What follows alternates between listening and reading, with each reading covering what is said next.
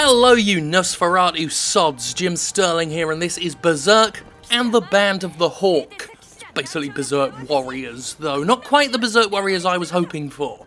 I mean, it's alright, but I feel like it could have been more. I suppose we'll get into that. Anyway, here's some Guts gameplay. The Night of Miracles, this level, part of the story mode. Gonna fight the Holy Iron Chain Knights. If you're familiar with the manga, then you might know what that means. If you're not, you won't. You won't know what that means. I'm not actually this far in the manga. I started reading it late last year, mostly because of its association with Dark Souls. Obviously, I'm a big Dark Souls fan, and knowing that they drew a lot of inspiration from Berserk, I was very interested. So, that's the story of me and Berserk. That's fun. And as you can see, the game itself, it's typical Omega Force, Tecmo Koei hack and slash action. Lots and lots of little peons with some stronger soldiers, officers to fight and whatnot. Demons, of course, turn up in this game because that's part of the whole Berserk thing. Although they focus mostly on the Golden Ark saga, which, story-wise here, we're sort of past. But most of the care and attention and detail went into the Golden Age. Sorry, talking complete bollocks this morning as usual. Most of it's focused on the Golden Age to the point where they're using a lot of anime in the story mode at the beginning of the game, sort of the first half of it. I'm thinking, I think it is from one of the animes, like the Golden Age trilogy anime, I think. I've not seen any of the animes. I apologise if I get any of that wrong. My experience with the original IP comes only from the mangas. And yeah, you can really tell that they ran out of anime. Certainly by this point, they completely ran out. There's all of the really detailed cutscenes and the story nuance disappears by this point, by the time Guts is the Black Swordsman. They spend several levels detailing minor plot points from the Golden Age because they've got the anime for it, and there are lots of levels that detail essentially backstory stuff. And then by the time it gets here, like the fight with the Count, that's over and done with in a level. The whole Count story is just done in a level. Fuck that off. Don't worry about it, because I don't think they had any cartoons. But anyway,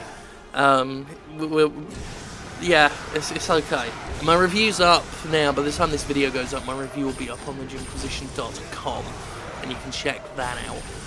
As well as my review of Horizon Zero Dawn, which is the latest game to be subject to accusations of conspiracy and collusion, because a lot of people liked it because it's a fucking great, fucking superb game, actually. At least in my opinion, and a lot of reviewers' opinions, and of course because there is a fair bit of critical consensus on this one, and it's also a console exclusive. People are really mad about that, and they think that there's some secret agreement there. If there are, I'm certainly not invited to the talks. Not that I would blame anybody for not inviting me to the talks, but as far as I can tell, most PR people are actually not stupid enough to try and orchestrate something like that, because it would get out, and then that would just destroy the career of whoever tried to organise it, and probably get the game some really, really bad PR that the publisher wouldn't want. I forget who it was who originally said it, but I've always agreed with the idea that the story of some sort of review collusion would be more valuable to any decent writer with their eye on a career than the collusion itself. Here's a cutscene, by the way. This is actually an interesting look at how this game handles some of Berserk's more risque themes. If you are familiar with Berserk, you'll know that there's a lot of violence in it, but sexual violence as well. There's a lot of rape in Berserk. That's something you've got. A lot of people tried to warn me about that.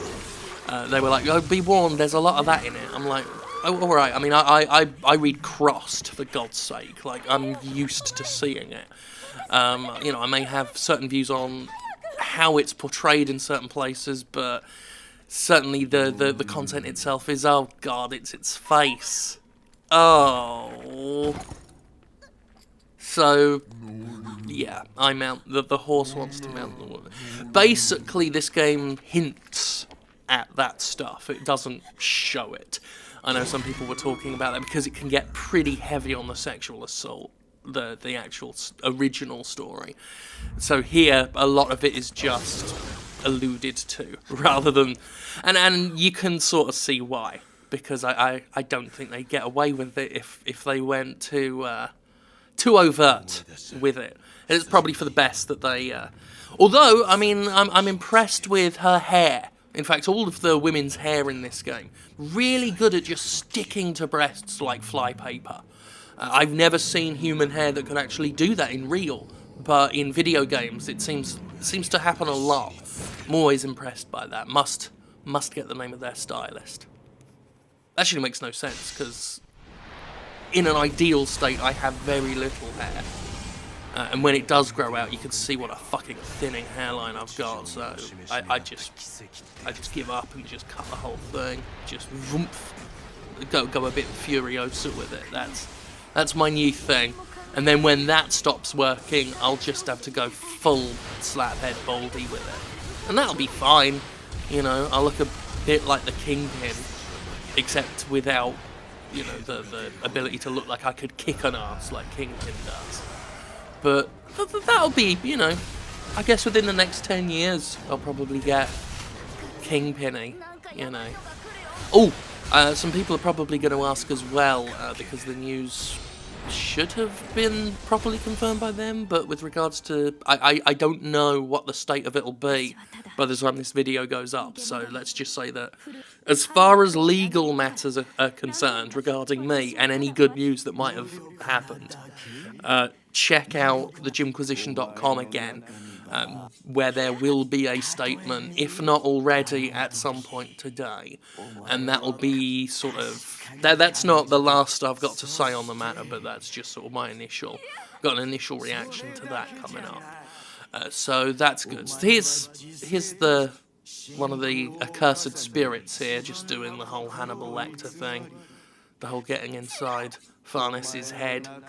But yeah, back to the game itself, back to the criticism of the game. It's, like I said, it's alright. I said in the review, the main problem is everything good that the game does, and it does do some good things, it comes with some sort of caveat, you know. Like, it's satisfying to be the Black Swordsman, you know, and hack and slash demons and everything, but there are so many... like stronger versions of enemies, like here, like they take the place of officers. You've got your regular demons here, and then you spirits, and then you've got your strong accursed spirits, which basically are your little leader unit, and they no-sell attacks hard. It's difficult to get things to flinch in this game. There are some stat upgrades you can do to help with it, but for the most part, a lot of enemy soldiers will just make you feel ineffective. Even as you're killing 50 guys on screen at once, you'll feel ineffective because there's some soldier, some dipshit, some of whom aren't even important enough for the target lock-on to recognise them as a target worthy of locking on, who will just power through every attack you lay on them and hit you back. And I realise that in pretty much all the Dynasty Warriors games they've done that to some degree, but here it's especially noticeable just how little the enemies are interested in actually reacting to your attacks. So that's a shame. Obviously I've covered the Golden Ark issue where the story gets pretty strong for the first half and then just peters off and glosses over a lot of stuff. Characters, there are some cool characters, they all feel distinct. You can play as some expected ones, you know, Guts of course, Casca, Griffith, a couple of Band of the Hawk members, stuff like that. You'd be Serpico later on, and that's all cool, but there are some characters that clearly could have been playable because they exist as NPCs, and they have movesets, but they're not playable, and that's a shame. And the drip feed of unlocking is excruciating. You unlock several members of the Band of the Hawk at the beginning, near the beginning, and then it's ages and ages and ages before you unlock anybody else. And you're just playing as Guts that whole time, level to level. Which, you know, the story is about Guts. You expect there to be a lot of Guts levels. You know, there were a lot of Ken levels in the Fist of the North Star Musou games. Of course there was. But here it's just so... Like, part of the fun of the Warriors-style games is unlocking characters and stuff. And just the unlock drip feed here is really not that great. Really not that great. And honestly, you've got Bazuzo in the game. Let me play as him. He was the one who, you know, inspired the Katarina Knight look in Dark Souls. I want to play as him with his big old mace. Clomp, clomp, stamp, stamp, but you can't. You can play as Nosferatu Zodd, though, and we're going to have a look at his level in a second. The next level that we've just faded into, this is actually more indicative of how long levels tend to last. While in like a big mainstream Dynasty Warriors game, you can play levels that last like up to half an hour long, sometimes more if you're being thorough. Here, a little bit of a different story. My mouth is being all sticky, I'm sorry about that.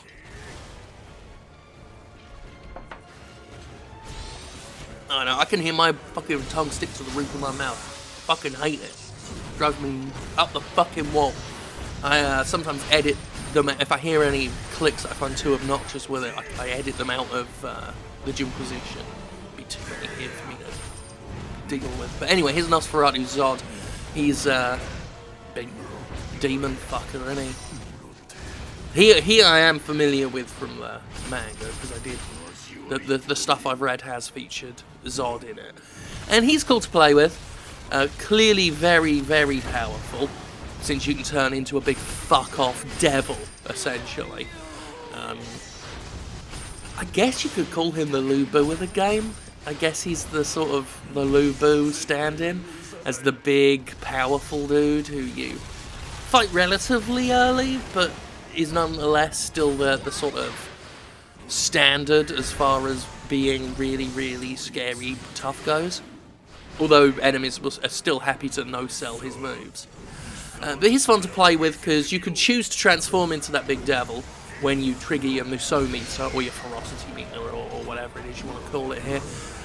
Which they do handle interestingly in this one. It's not just fill up a gauge, press a button, do a big attack. It's fill up a gauge, press a button, then be really powerful. And then fill up a second meter, which is that sort of jagged thing on the left of the purple meter that's filling up now, filling up with orange.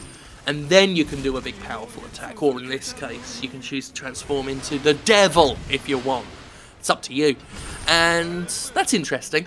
What's also interesting is as you trigger these modes, the Musou bar, I'm just going to call it Musou bar because I'm used to doing that, will fill up multiple times, or well, rather, it'll level up. That's a better way of putting it. You can see that the number 2 flashing there right now. You can go up to, as you complete the story mode, it'll go up to 5, and the more it rises, the more powerful you become.